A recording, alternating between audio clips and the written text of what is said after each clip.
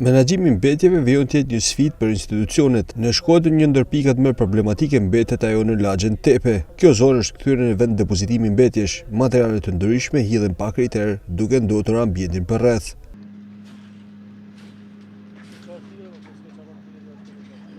Qytetarët kërkojnë që personat që ndotin ambientin të gjobiten. Era qelbon një këtë meteorina i taj qojmë shpi me kam.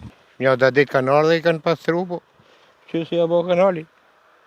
Ka tonë verën keme pas miza më shkoja. Që i hedhen një të përjashta, edhe po me e zonja si duhet me avu i gjop. Pse vjedhe avu ka zoni. Që ka problema ja vonë. Se kur s'ka ndërgjegje, duhet me morë mos disiplinore, djetë e punë. Vullneti i para huni mrapa. Kja është problemi më, ka kanë me shku. A i pasan kush për dita? Ja, s'ka mundësi. Kështu nuk bashkë, nuk lehen, kështu motorinat e me ka japa o heke vatën. Firma e pastrimit bën ditur se ndërhyrja bëhet rregullisht, por mbetërinat transportohen nga vende të ndryshme dhe depozitohen në këtë vend.